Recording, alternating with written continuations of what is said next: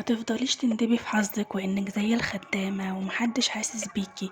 ده بيتك انتي وانتي تستحقي بيت منظم وجميل زيك ومرتب.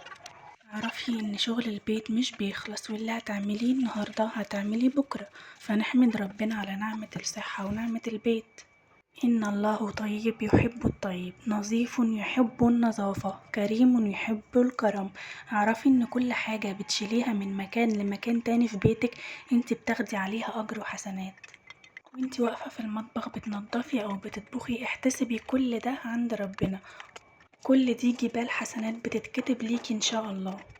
شغلي حاجة بتحبي تسمعيها علشان تهون عليكي الوقفة. خليكي عارفة ان البيت ده ملكك انتي، مملكتك انتي. لونيها ورتبيها على ذوقك وراحتك، وخلي البيت شبهك وشبه روحك. ودايما ادعي لنفسك ولبيتك في كل وقت.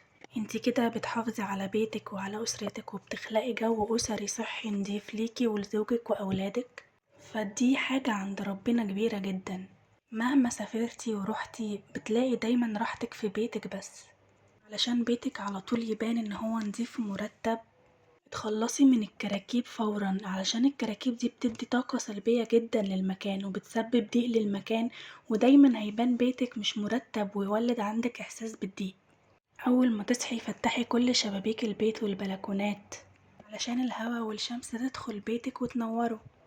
خلي دايما سطح اي حاجة في البيت، السراحة، البوفيه، السفرة، كل ده يبقى نضيف ومرتب وعليه ديكورات هادية وقليلة، علشان يبقى المنظر كله مريح للعين. زودي زينة وزرع أخضر، علشان اللون الأخضر ده بيدي إحساس بالراحة كده في النفس. فكان أحب لون لرسول الله هو اللون الأخضر.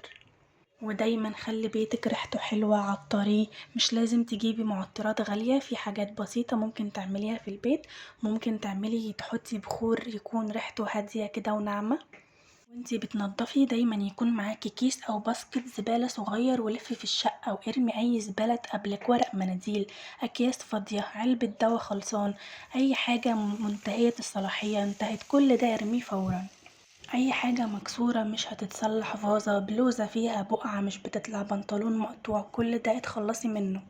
كل حاجة ليها دورة لازم تكمل، كمليها. الغسيل خلص نشريه، نشف تلميه وتطبقيه على مكانه على طول وديه. استخدمتي مقص حطيه في مكانه، ورجعتي من بره على طول علقي هدومك في مكانها، الشنطة في مكانها، لو اشتريتي حاجة فضي الأكياس. هتلاقي بكده دايما بيتك منظم ومرتب ومريح، ونفسيتك انتي هتكوني مرتاحة وفرحانة باللي انتي انجزتيه. فاللهم لك الحمد.